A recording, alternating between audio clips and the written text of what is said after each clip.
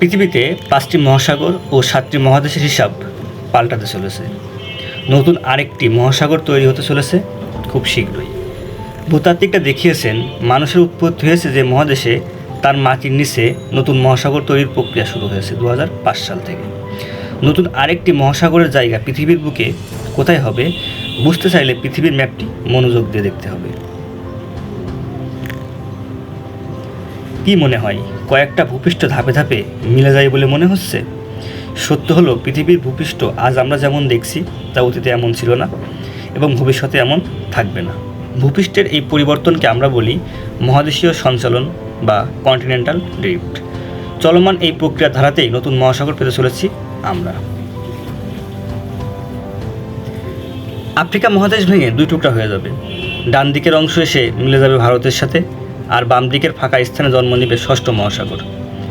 Continental drift hypothesis অনুসারে প্রায় 40,000 বছর আগে পৃথিবী তার বর্তমান চেহারা পেয়েছে। যেহেতু কন্টিনেন্টাল ড্রিফট চলমান, সেহেতু পরিবর্তন অব্যাহত থাকবে।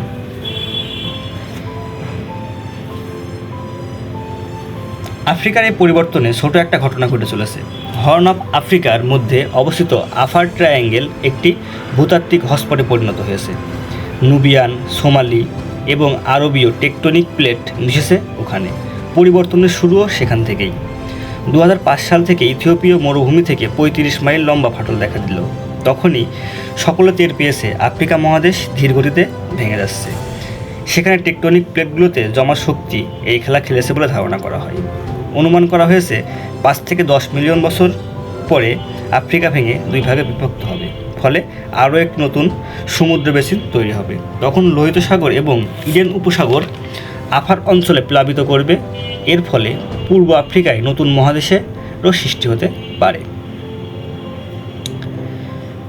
মহাসাগর তৈরির প্রক্রিয়া শুরু হয়ে গেছে। আফ্রিকার দেশ বতসোয়া থেকে পাওয়া বিরল হীরা বিশ্লেষণ করে দেখা গেছে হীরাটি প্রায় 610 কিলোমিটার গভীর থেকে উঠে এসেছে। 1.5 সেন্টিমিটার লম্বা হীরাটির মধ্যে বেশিরভাগই পানি।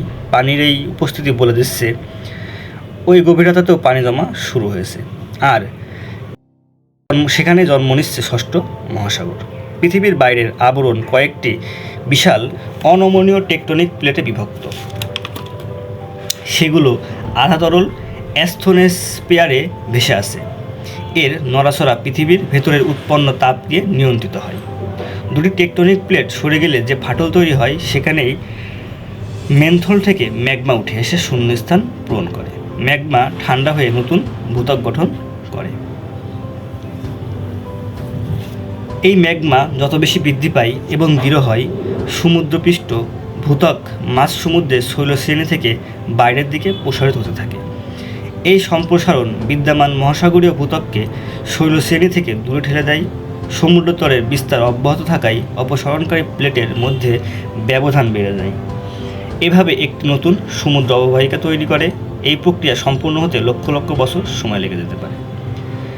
ধারণা করা হচ্ছে এই প্রক্রিয়াতেই তৈরি হবে আমাদের পৃথিবীর ষষ্ঠ মহাসাগর এবং অষ্টম মহাদেশ। ধন্যবাদ সবাইকে।